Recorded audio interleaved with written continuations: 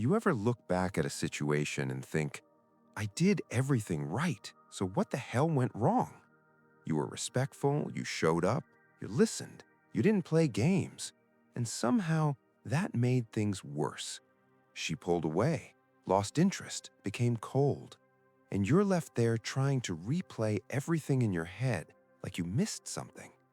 But here's the part no one tells you. You didn't fail because you did something wrong. You failed because what you thought was right doesn't work the way you think it does. In this video, I'm going to break down the hidden dynamic that turns good behavior into a silent attraction killer, especially in the early stages. It usually starts in a way that feels almost textbook.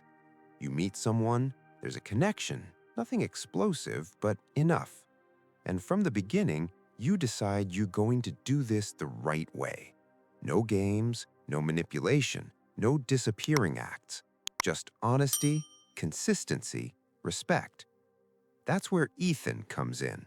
Because Ethan isn't trying to impress anyone. At least that's what he tells himself. He texts back, not instantly, but not strategically either. He listens, remembers things, follows up. He makes plans in advance. He shows intention. If she mentioned she had a long day, he checks in. If she's unsure about something, he reassures her. He's present, reliable, easy to be around. And at first, it works. She responds, she engages, there's warmth there. Nothing feels forced. So naturally, he leans in a little more. Not in a dramatic way, just slightly more available, slightly more invested, a little quicker to respond, a little more thoughtful, a little more predictable. And that's when something subtle begins to shift. Not immediately, not in a way you can point to, but if you've lived through it, you know exactly what it feels like. Her replies get shorter, plans become less certain, the energy starts to flatten, and Ethan doesn't understand why. Because from his perspective, nothing went wrong. If anything, he improved. He became more attentive, more consistent, more correct. So now he's stuck in that loop, thinking, replaying, adjusting. Maybe I should give her more space. Maybe I should show more interest. Maybe I said something wrong. But the more he tries to fix it, the less natural everything feels. And here's where it gets uncomfortable. Because this isn't just Ethan. This pattern repeats. Different woman, same trajectory. Strong start, gradual shift, unexplained distance, and eventually silence or disinterest or that vague line of, I don't know, something just feels off. And the most frustrating part, he never gets a real answer, just ambiguity, just enough uncertainty to keep him questioning himself.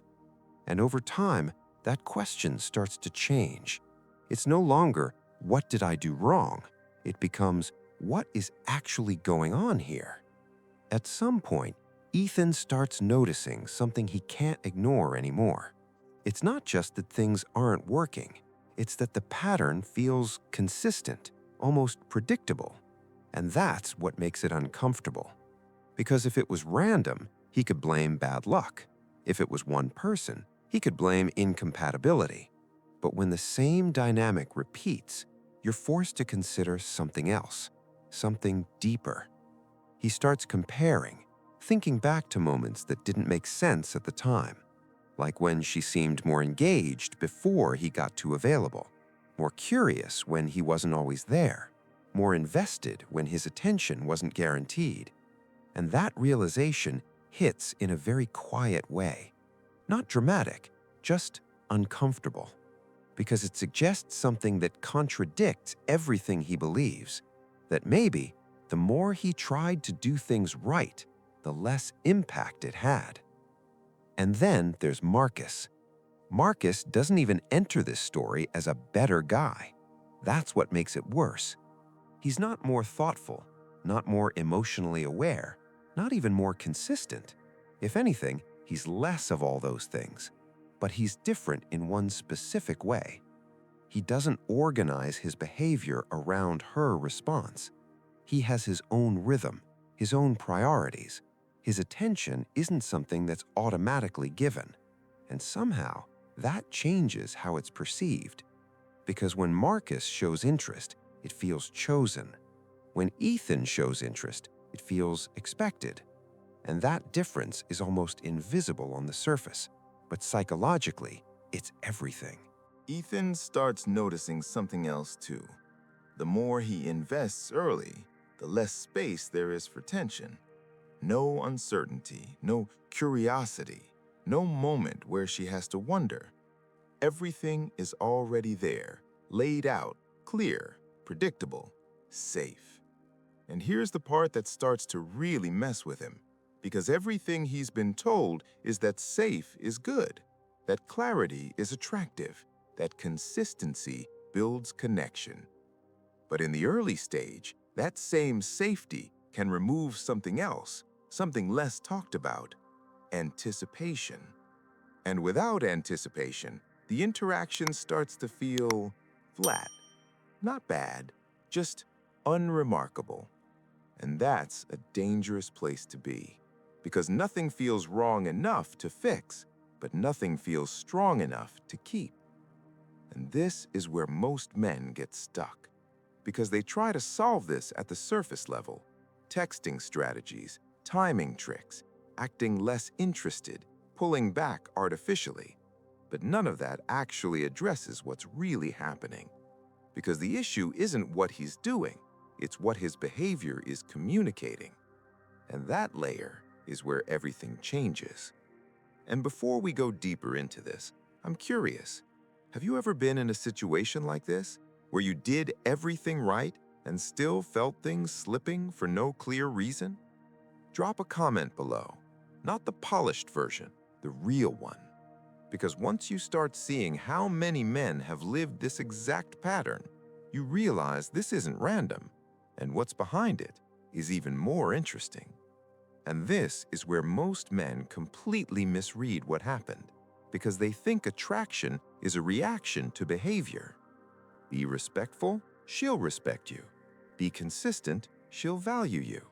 Be available, she'll feel secure. But attraction doesn't work like a reward system. It works like an interpretation system. And that changes everything. Because what matters isn't just what you do, it's what your behavior signals. Ethan believes he's showing strength, stability, reliability, emotional presence. But what gets perceived can be very different. Because when attention is given too freely, too early, it stops feeling like a choice and starts feeling like a default. And when something feels like a default, it loses weight. Think about it this way. If someone's time, attention, and emotional investment are always available, there's no question behind it, no tension, no uncertainty, no need to figure anything out. And without that, the brain doesn't engage in the same way. Because attraction, especially early on, isn't just about comfort, it's about discovery. It's about gradually earning access to someone's time, attention, and emotional world, not having it all up front. So when Ethan shows up fully invested from the beginning, he unknowingly removes the process. There's nothing to build toward, nothing to unlock. Everything is already there. And here's the subtle shift that almost no one talks about. When a man organizes his behavior around keeping her interest, it signals that her interest is already more important than his own position. Not consciously, not intentionally, but behavior always reveals priority, and attraction is extremely sensitive to perceived priority. Because people don't just respond to how you treat them, they respond to where they feel they stand in your world. Marcus, without trying, communicates something different. His attention isn't guaranteed, not because he's playing games, but because his life isn't centered around her response. So when he shows interest, it feels selective, and selectivity implies value. Ethan, on the other hand, is consistent in a way that removes selectivity. He's always there, always responsive, always aligned. And ironically, that consistency without contrast flattens perception, because the brain doesn't register value in constants. It registers value in variation, in contrast, in things that can be gained or lost. And this is the hidden trade-off. The more he tries to eliminate uncertainty, the more he eliminates the very mechanism that creates engagement, not because uncertainty is good, but because it creates space for emotional movement, for curiosity, for anticipation. And without that, the interaction becomes predictable, and predictable rarely feels exciting. So the problem was never that Ethan was too good. The problem is that his version of good removed the very conditions that allow attraction to grow. And this is the point where the entire situation starts to look different, because the question was never, why didn't she appreciate how good I was? The real question is, what did my behavior actually communicate without me realizing it? Because there's a difference, a big one, between being genuinely good and being strategically agreeable. And most men never see that line. Ethan didn't think he was seeking validation, but if you look closely, his behavior was heavily influenced by how she responded. He adjusted based on her energy. He leaned in when things engaged. He reassured when things felt uncertain. He gave more when he felt things slipping. Not because he was weak, but because he was trying to maintain connection. And on the surface, that looks like effort, but underneath, it can feel like dependence. And that's the shift. Because attraction doesn't respond to effort the way people think it does. It responds to perceived position, to how grounded someone is in themselves, independent of the outcome. Marcus isn't attractive because he does everything right. He's attractive because his behavior doesn't orbit around being accepted. There's no subtle negotiation in how he shows up. No silent, I hope this keeps her interested. And that absence creates a completely different signal. It says, I'm here because I choose to be, not because I need this to work. And that's where the paradox finally becomes clear. It's not that being good backfires. It's that when good is driven by the need to be liked, it stops feeling like strength and starts feeling like approval seeking. Even when it's subtle, even when it's unintentional, even when it comes from a genuine place.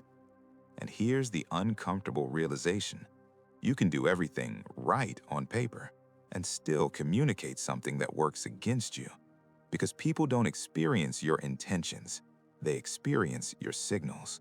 And those signals are shaped by what drives your behavior, not just the behavior itself.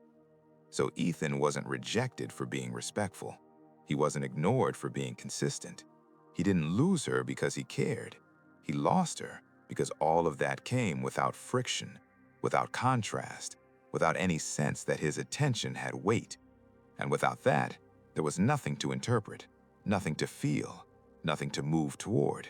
Just something that was already there, fully available, and already understood. And once something feels fully understood, it stops pulling you in. And this is where it stops being a theory and starts becoming something personal.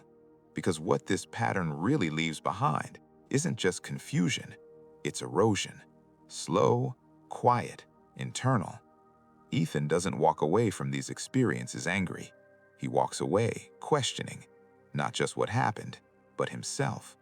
And that's what makes this so dangerous, because there's no clear rejection, no moment he can point to and say, yeah, that's where it went wrong. Just a gradual shift, a slow fading of interest. And that kind of ending does something very specific to a man's mind. It creates loops. He replays conversations, analyzes small details, reconstructs timelines, looking for the mistake. Because if he can find the mistake, he can fix it next time. But the problem is, there is no obvious mistake. So the brain does what it always does in uncertainty. It turns inward. Maybe I'm too much. Maybe I come on too strong. Maybe I care too early. Maybe I'm just not that guy. And over time, Those maybes start to solidify, not as thoughts, but as beliefs. And once that happens, his behavior starts to change, not from clarity, but from self-protection. He becomes more calculated, more guarded, less natural. He starts holding back not because he understands the system, but because he's afraid of repeating the outcome. And ironically, that creates a different kind of problem. Because now he's no longer being too available, he's being inconsistent, detached in moments that require presence, present in moments that feel forced, trying to balance something he doesn't fully understand. And you can feel that. Anyone can.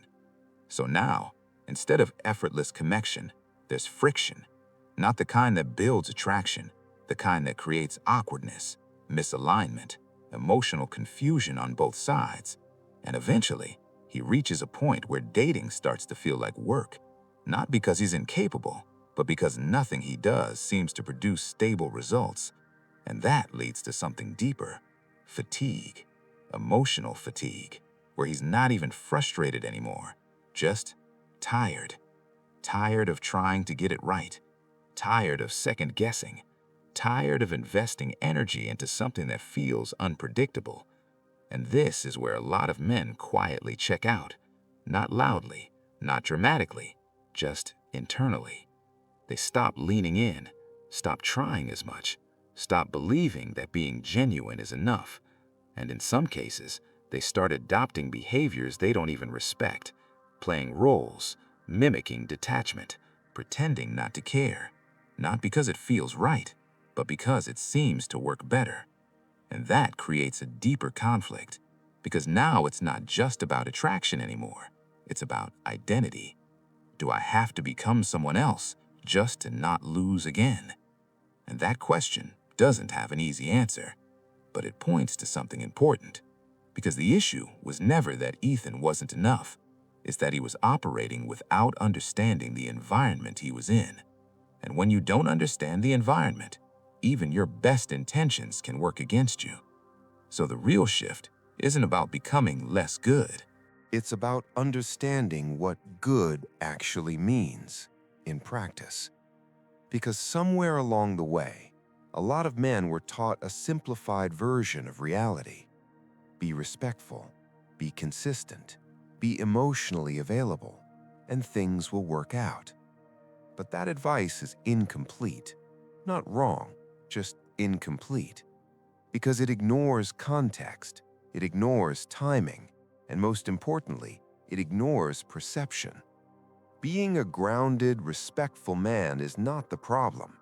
The problem is when that behavior is disconnected from self-positioning, from having a life that doesn't revolve around the outcome, from having boundaries that aren't negotiable, from having a sense of direction that exists with or without her.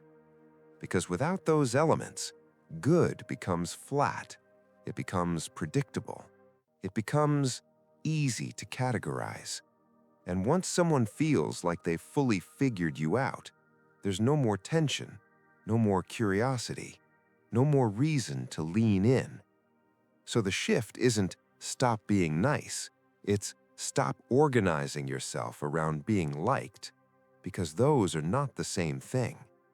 A man who is genuinely grounded doesn't need to reduce himself to create attraction.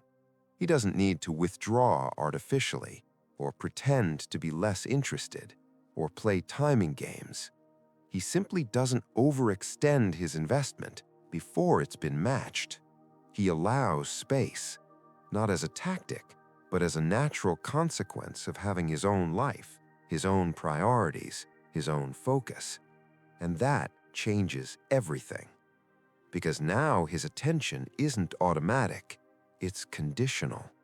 Not in a manipulative way, but in a self-respecting way. And that creates something subtle but powerful. It creates weight. Now when he shows up, it means something. Now when he invests, it feels intentional. Now when he gives attention, it doesn't feel like it was always guaranteed. And that's where attraction has room to exist. Not in extremes, not in games, but in balance, in progression, in something that unfolds instead of being given all at once. So the answer was never to become less. It was to become more defined, more grounded, more selective. And ironically, that often looks like doing less, but it comes from having more. And maybe that's the part no one really says out loud. You can be a good man and still misunderstand how you're being experienced, not because something is wrong with you, but because no one ever explained the difference between intention and perception. Ethan thought he was building something, and in a way he was. He was building comfort, stability, clarity. But attraction doesn't grow from clarity alone. It grows in the space between knowing and discovering, between presence and absence, between interest and uncertainty. And when that space disappears, so does the tension that makes someone lean in. So this isn't about changing who you are. It's about removing what was never necessary in the first place, the overextension, the constant adjustment, the silent need for things to work out. Because when you remove that, what's left is something much more solid. A man who is present but not dependent, interested but not invested too early, open but not available by default. And that version doesn't need to chase attraction. He creates the conditions for it, naturally, without force, without performance, without trying to get it right. Because he's no longer playing by a script he never fully understood. And once you see that, you stop asking, "What did I do wrong?" and you start asking something much more useful. What am I signaling without realizing it? And that question changes everything. Because now you're not reacting to outcomes, you're understanding the system behind them. And when you understand the system, you stop chasing results and start controlling the variables that create them, not perfectly, but consciously. And that's the difference, not between success and failure, but between confusion and clarity. And once you have clarity, you don't go back. So if this video made something click for you, if you've lived through this pattern and never had it explained this way, subscribe to the channel, because this is what we do here. We break down the patterns most people feel but can't explain. And once you start seeing them, you start moving differently.